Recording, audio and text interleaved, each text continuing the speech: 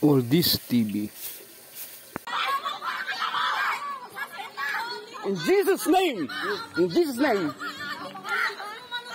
In Jesus' name!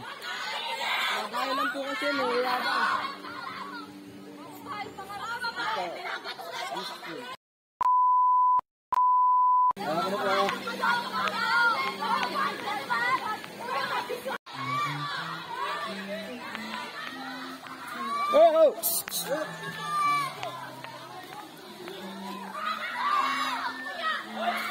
Jesus' name!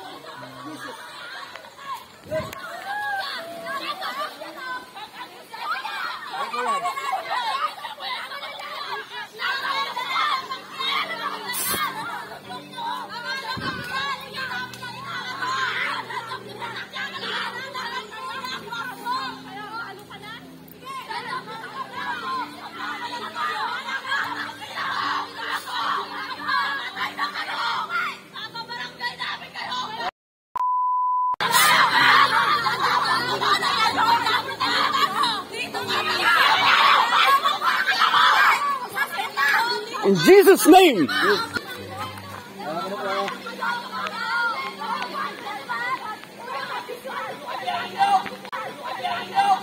Ano ba nangyari? Dito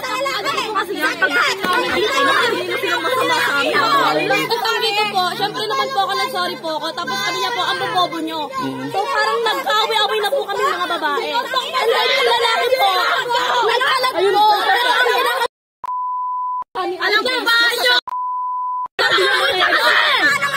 Hindi po yan yung energy. Sabi ko po, wala po sila sa property. Opo, nakailap po yan po. Yung dulo niya, may isang binaka. Unit natin ang kanina sa kapaligiran. Bakit nila tinurihan? Bakit nila tinurihan? Tama lang naman po ginawa niya kasi away pa ba nyo? Shut up ang pao yan! Ito po, 17 years old pa lang yung ate ko.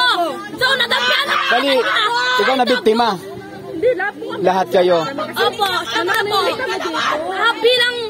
Bilang naliligo lang po sa ilog, dapat hindi po kami magdudumi. So, nagdumi sila. Nagkalit po ako, sabi ko, wala po sila sa property para magdumi. And then, sinigaw-sigawan po nila kami hanggang sa nalakit na po sa mga ate ko. Ito po, 17 years old. So, sinaktan siya.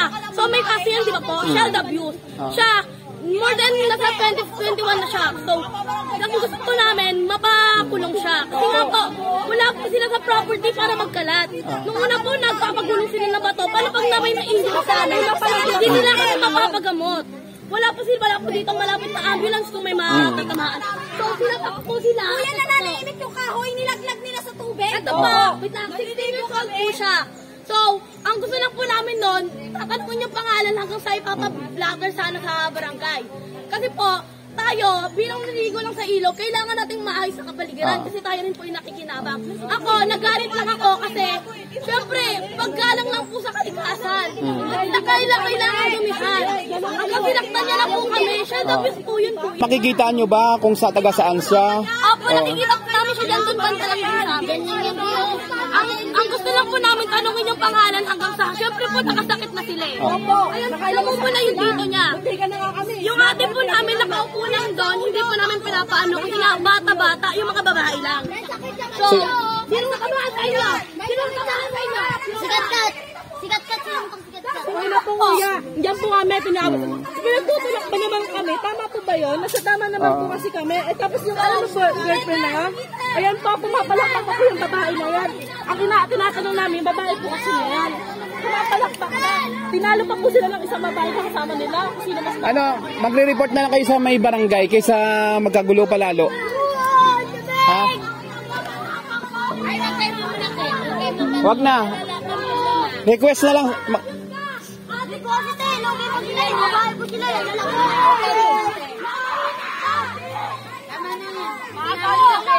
Hindi po, bilang ano po, bilang nag-aaral, may common sense, tinuturuan ako ng teacher ko. Aalagaan.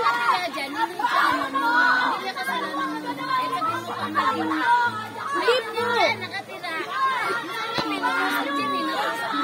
Ito.